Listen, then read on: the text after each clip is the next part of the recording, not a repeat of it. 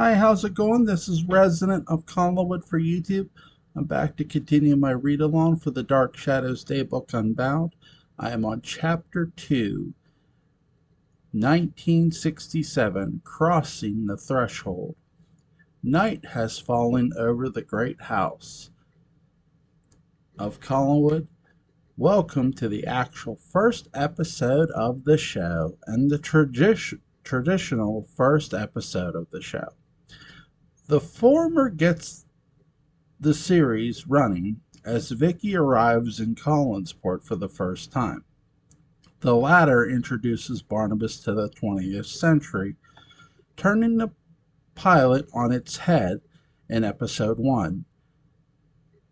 An orphan comes to the family, hoping to find her future in the Collins past.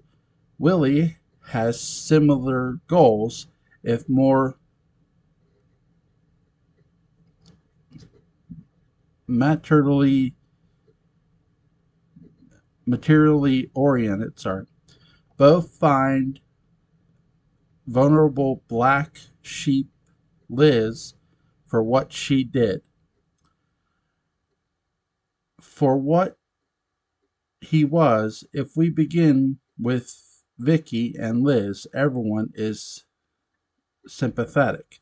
The only mystery to solve is when the matriarch will spill the tea about her wrought iron divorce. However, if we begin with Willie and Barnabas, the mysteries are vast and metaphorical and redolent with cosmic justice.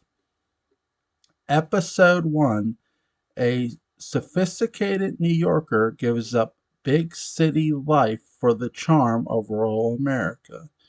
Will she find colorful locals and a talking pig, or terror? Mr. Wells, Conrad Bain. Victoria Winters ventures from Manhattan to Collinsport to assume the position of governess in a forbidding mansion whose owners are ambiguous about her arrival. Along the way, she meets a brooding business tycoon quietly obsessed with her future employer's isolation. A charismatic diner waitress, Maggie Evans, joins in the chorus of those who warn her away from Collinwood. Okay, so technically it's the 56th anniversary of the first episode of Dark Shadows. Except that it really isn't. It's the 56th anniversary of the first episode of Shadows on the Wall. After all, if Art Wallace had any idea that the show would have wound up as it did, there's no way that this would have been the pilot. That doesn't make the pre-Barnabas episodes inferior, but I do see them as a separate series. I think it's helpful to look through the lens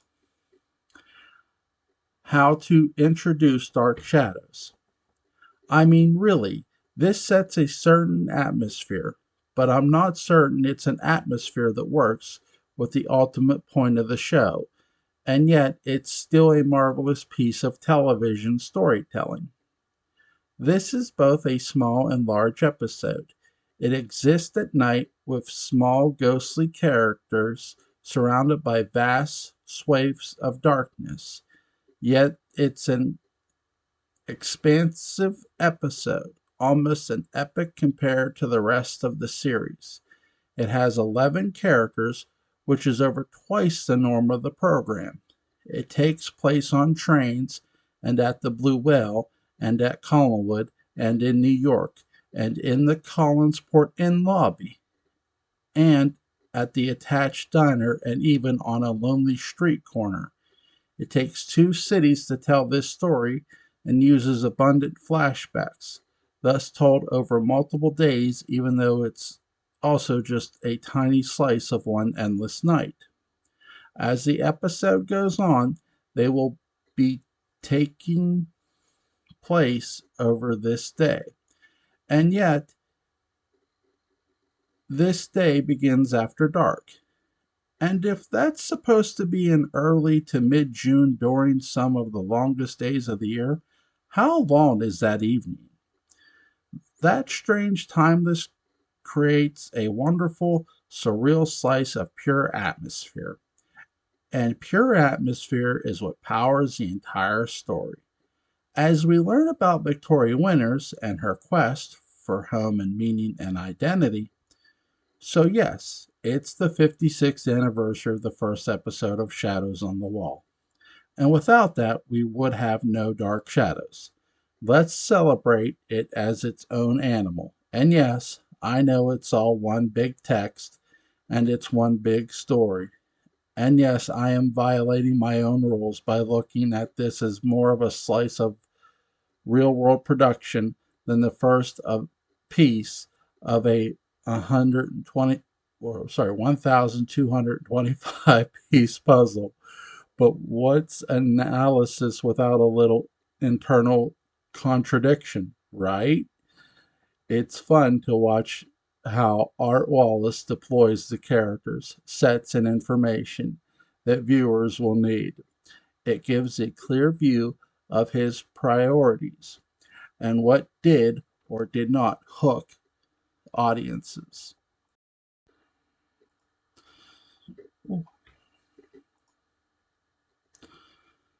As the episode begins, Vicky is introduced as someone in search of meaning, having to find out as much as she possibly can about everything. That singular need makes her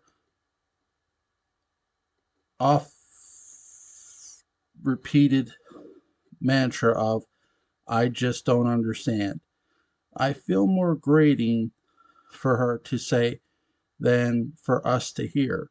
Meanwhile, Roger is preoccupied with the danger of bringing a stranger into the house, while Liz seems determined to do so when we consider that Liz is the one who has been isolation herself for 18 years.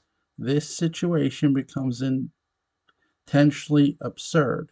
That is a quieter mystery than Vicky's quest. It's one to be revealed under the skin of the story, but it's more profound than any of the others. Painting Roger as an angry xenophobe may be the only sour note here. After all, the trial and Burke's imprisonment were over years ago. Unless Roger's obsessed with Burke's return, he's in pretty he's in a pretty comfortable place. The later Roger of Dark Shadows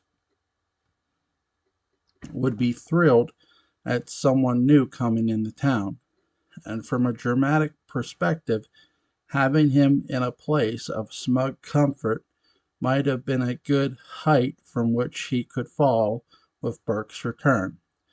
But it wouldn't give the character anywhere to go, and it sets up one more mystery. Why is Roger such an intense sourpuss?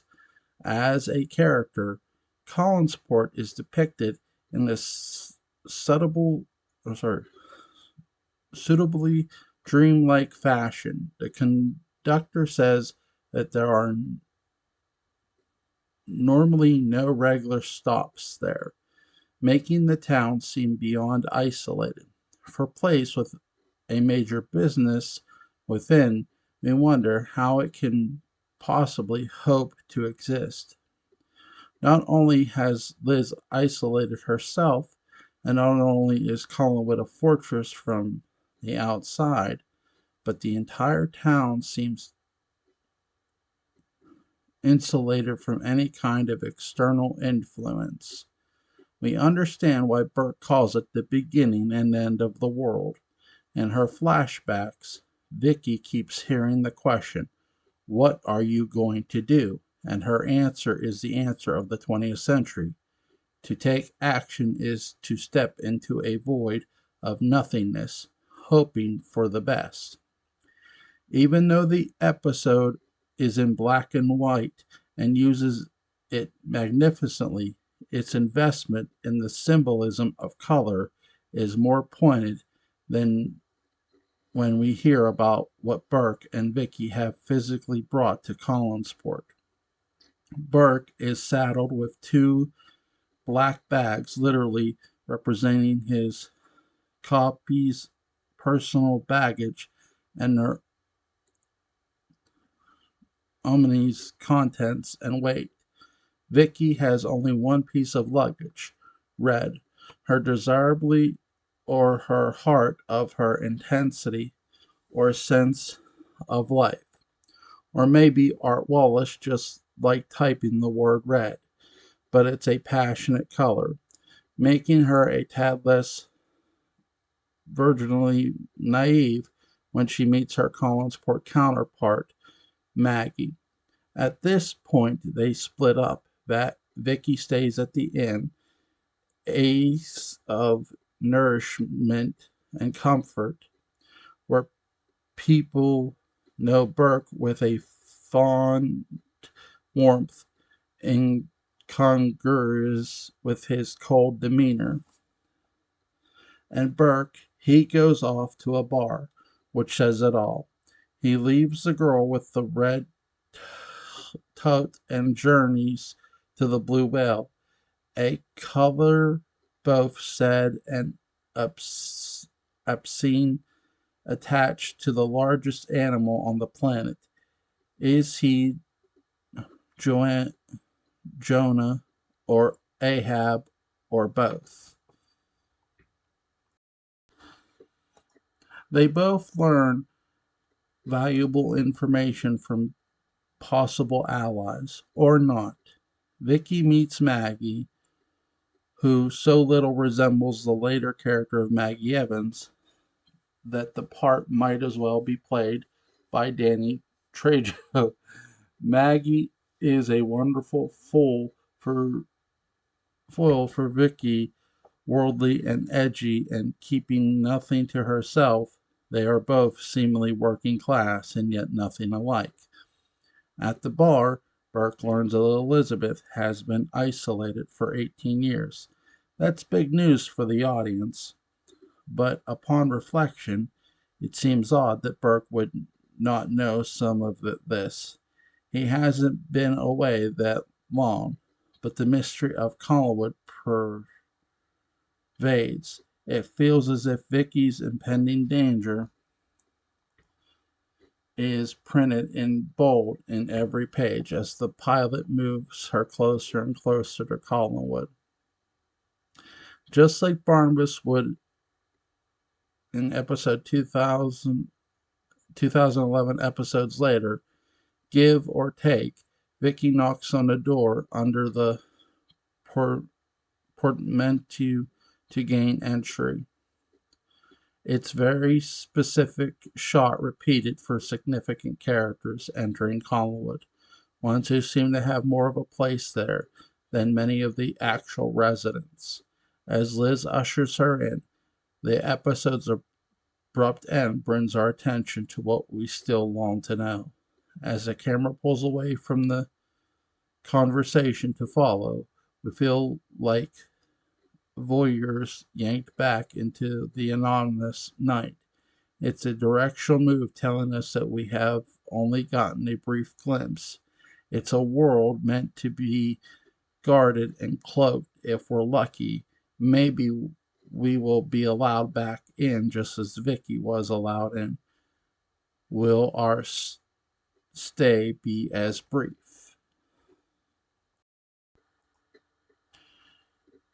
It's a terse, suspenseful inauguration. What would that series have been like if it had been a success as envisioned? Within 2 years, Vicky would be not only lost in place, but in time as well.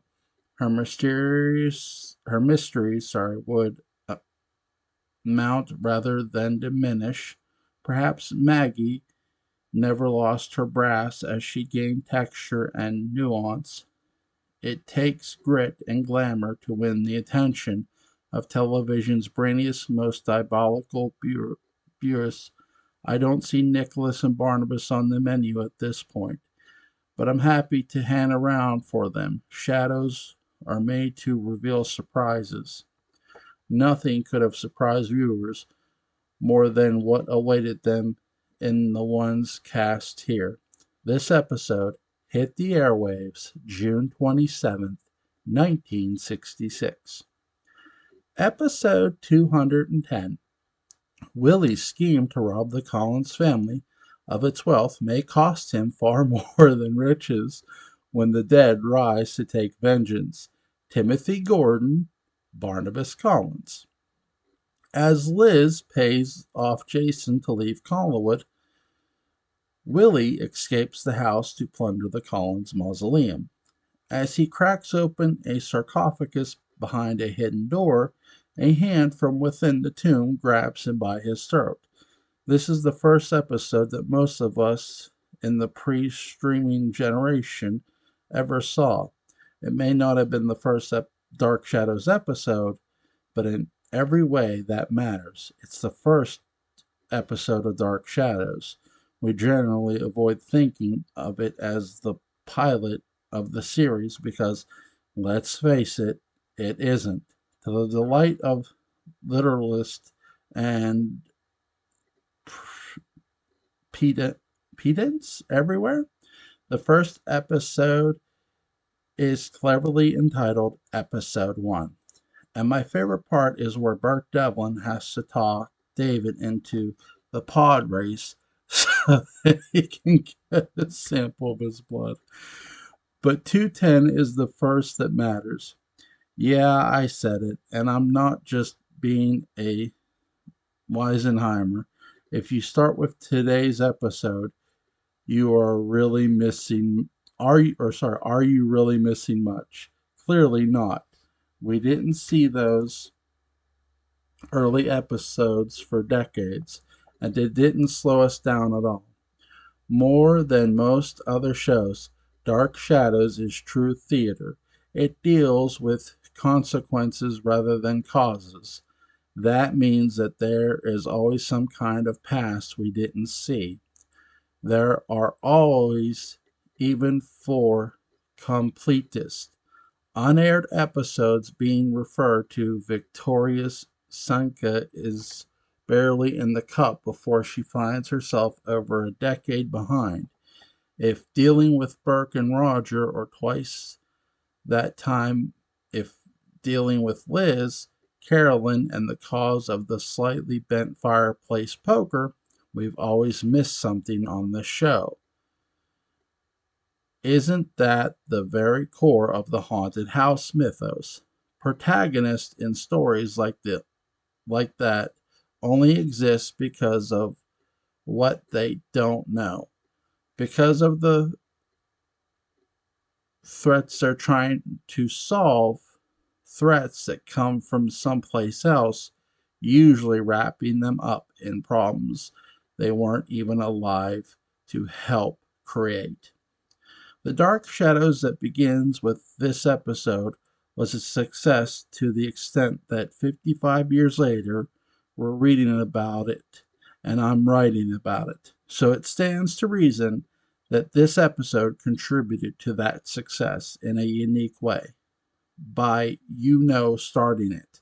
Most people might look at episode 210 and conclude that it works because of its last 5 seconds. While you would think it's appropriate to give the hand a hand, it works as a pilot in other regards. In more important regards, Barnabas is hardly the first vampire we see in the episode. In fact, all the men in the episodes are vampires to an extent, or another Jason is exploiting, or another. Jason is exploiting Liz. Willie is exploiting Jason and attempting to exploit the Collins' legacy. Yeah. And while the women are largely victimized by this, I'm not sure that you can call them victims. They certainly don't act like it.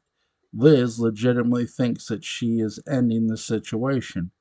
and she comes off as a matriarch who seems very good at ending situations.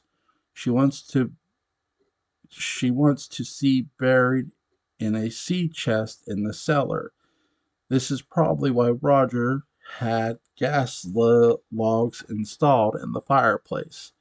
Still, Liz clearly has secrets, and Jason knows them to the extent that he's calling way too many shots for a man with a hat like that. Villains and heroes are immediately evident. Liz is dancing for Jason like his name's Bob Fosse, and that immediately roots us in a world where aristocracy is a ramshackle lie. But Jason also seems under the thumb of his own underlings. Unpredictably, he's the one pleading to Willie to come clean about his secret plans, and Willie taunts Jason with his ignorance of them. Jason's sole power, we quickly see, is in knowing things. So this surmises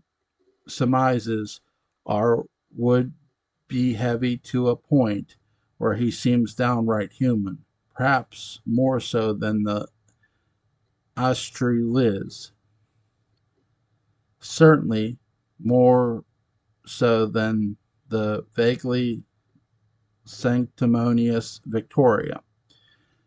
These may be the forces of good, but evil seems more compelling and strategically identifiable because evil is just as powerless as we are in the face of a raw stupidity that is too dim to see the limits of its own great ideas. Hence, we see Willie's ability to keep everyone subordinate, even more than the show's blackmailing mastermind or the bedrock of old money American power. Even before the long pantomime of solving the puzzle of the mausoleum, we are treated to a compelling story about the collapse of American power and the strange charm of moral corruption via Jason's Irish lilt. But it's more than that. All of these people in the power chain have fooled themselves into thinking they are the top dogs while being knowingly undermined by the guys right underneath. That's the paranoia that defines the American identity. Live by the redneck, die by the redneck. The only one who didn't get the memo is Willie, whose clues to the family jewels are the ultimate wardrobe of Emperor's new clothes. They will only lead him to death.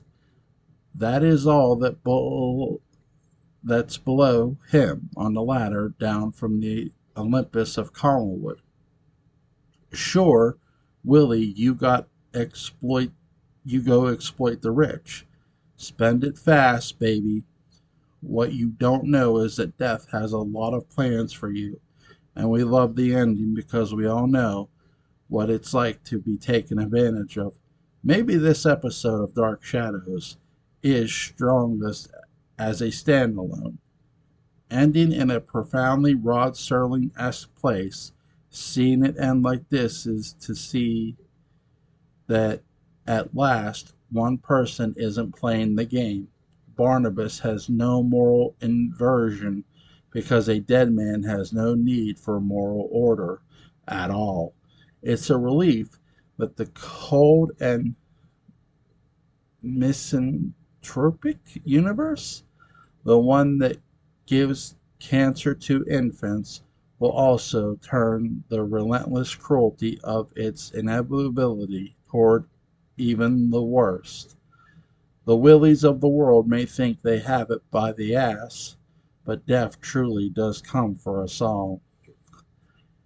It's just that in 210 we can finally shake death's hand, after it chokes the life out of he who thought he could get away with it. The painting of Barnabas serves as a warning of this, but no one is paying attention. People in the house see the regalia on Barnabas and talk about how he liked to wear jewelry, but that's not jewelry. He's bedecked in the honors of war.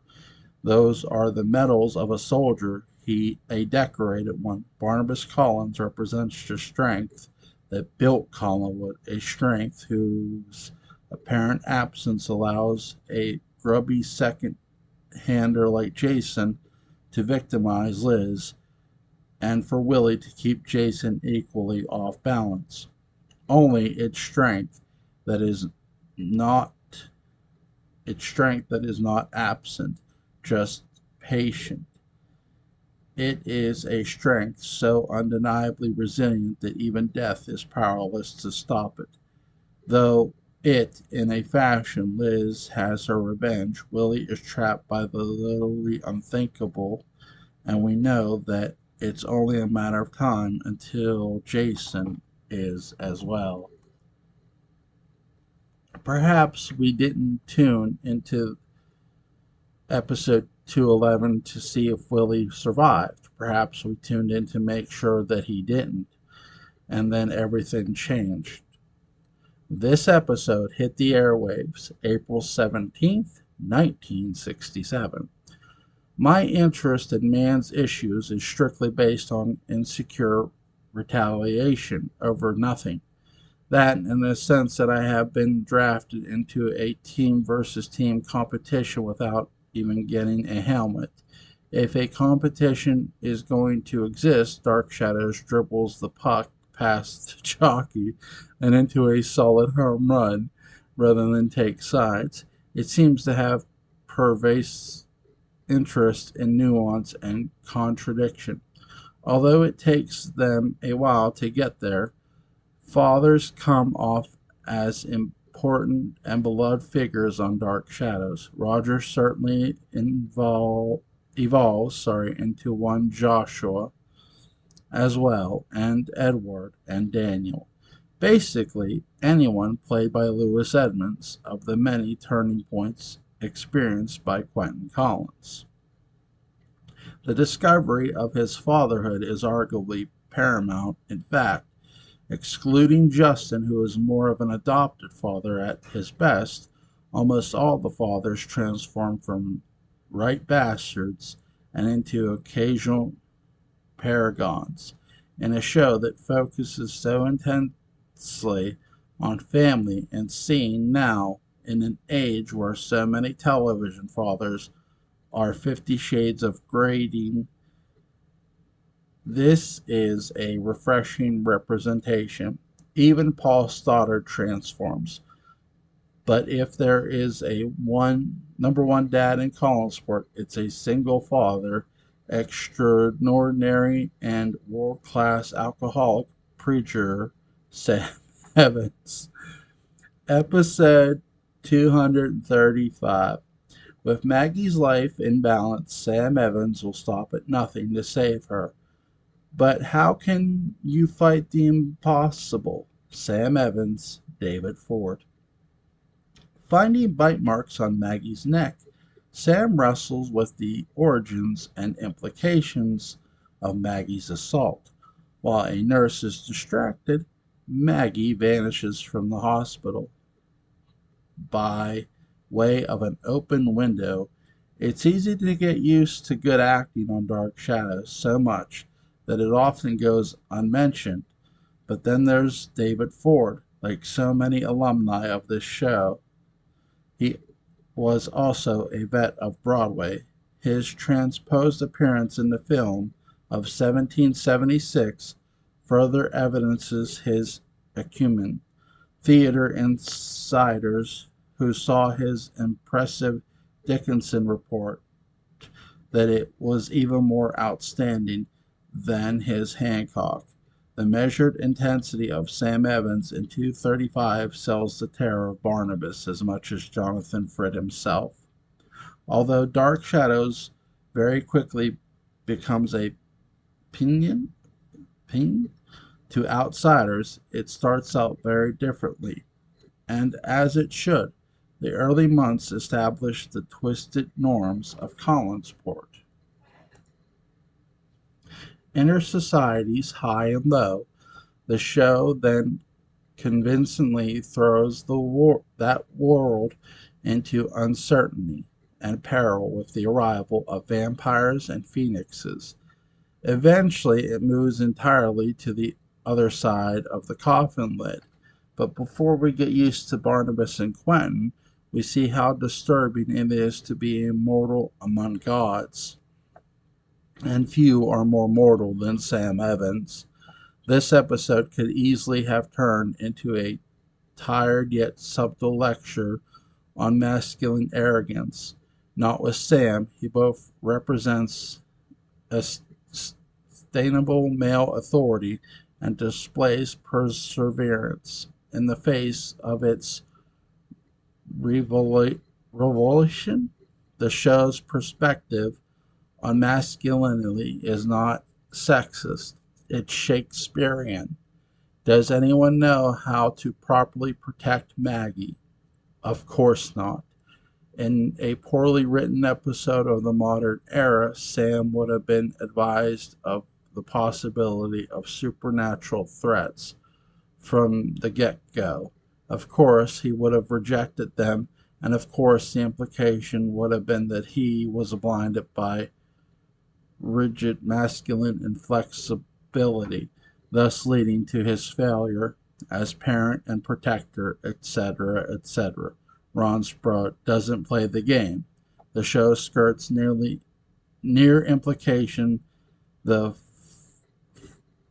fallibility of men, but instead does the more universal job of depicting fallibility, period, because anyone would have made Sam's choices, or Joe's, or Woodard's. The attacks on Maggie become a rape metaphor with very little imagination in a ham fisted episode. Someone would have been warning Sam about a potential attacker as he would have been waving it away in a whiff of omniscient privilege. But there is no warning to Sam. In his innocence, an attacker like that is more than unthinkable. It doesn't even exist. He's a true knave, but so are they, and so are we. None in Collinsport can conceive of this attack as even possible. Maggie is the ultimate victim here, and right behind her is Sam. No one is implicitly or explicitly to blame for anything except being in the wrong place at the wrong time, regardless of role or gender. By making no move in that regard, the show makes a fascinating and bold one. Bold in the 1960s, arguably beyond progressively egalitarian now because of how tempting it would be as fodder and painfully relevant commentary. Bearded and robust, Sam Evans looks like the love child of Brian Blessed and God, making him a seeming straw man for a Statue of Liberty sized misandry, the perfect target. He's just as perfect at sidestepping the accusation, op- opinionated at times, but never without a heart the size of China and twice as fragile. His masculinity nourishing one is a nourishing one, sorry, not toxic. Sam Evans is both parents. He represents the best of them on the show despite the alcoholism. And he increases the intensity of the program's terror as well. With no agenda except to love his daughter, his reactions inform us as to the magnitude of the horror. In Collinsport, the horror of Barnabas and the ensuing transgressions, Sam sees the bite marks. He knows what they are. We know what they are. Fiction is now fact. You don't just witness the gener- generic parent of a dry toast plane attack victim. You meet a man whose boundaries of safety and defin- definitions of reality are stripped away. If vampires are real, what the hell else is out there? It's a job of a parent to stretch the truth when they say that everything is going to be okay, but few have been on the business end of the boogeyman. As Sam Evans, there is no limit to the possible danger now. Realizing that, Sam shuffles into battle with the hapless terror as his only weapon. The show never could have sustained this level of existential dread, but by rooting us in it, it bolsters our fidelity in the story's sense of humanity. This establishes an emotional and ethical baseline, and as wild as the action becomes, we never stray from the terror experienced by everyone, including the monsters. We all share a fundamental need for safety, and safety is grounded in the footing of knowing what's possible. That knowledge is tenuous in dark shadows. Even demons graduate from the show with more questions than answers. The ambiguity fueled panic first strikes a parent, and that is a critical choice. Sam's job as an artist makes him even more vital as our lens. It's not only his job to represent reality, it's a metaphysical statement of who he is. He informs us early into the series that he's not an abstract painter. He is Collinsport quintessential everyman and quite the counter to the ruling family. Liz has such power and guilt that it's hard to sympathize with her. Sam's guilty too of lying on the witness stand, but the pressures and weaknesses experienced there are a tad more understandable. He's a parent, not a paragon. Artist and father, he's joined in the drawing horror by Joe, who must be a realist to survive on the high seas with them. And most tragic of all, perhaps, is Dave Woodard. He fights to understand the problem from every angle, but the mythic as a physician with the most power and responsibility. His late attendance at the party of the possible carries with it the most compatibility for Maggie's fate. Burke's in that mix as well. Materialist all, but not insensitive ones. Their best estimates of reality leave them without a body, just an empty hospital bed, robbed of all ability to protect. They are even void of the evidence of their failure. Ron Sprout's script is an admirably balanced mix of propulsive and meditative in the wrong hands. It would have developed into a tired lecture. It is a warning against arrogance. Now, number episode 235 spins the strange comfort that true horror will come and where we know it shouldn't be possible. We're all together in that predicament. And while the connection may be scant, scarcity equals value more than any genre horror can unite as divide or critique. In 235, it has the chance to do the worst of the latter, thanks to Ron Sprout. and David Ford. It does the opposite. This episode hit the airwaves on May 19th, 1967. Okay, guys, I'm going to stop there for tonight. I'm going to pick up some more of this tomorrow. I hope you enjoyed that. Um, Obviously, I'm going to leave a link to where you can get the Dark Shadows Daybook Unbound. This is very, very good. Very well written by Patrick McRae, obviously. Guys, go pick this up. It's really, really good. I'm enjoying it. Really, it's great. I love it. You guys have a great night. I'll see you tomorrow.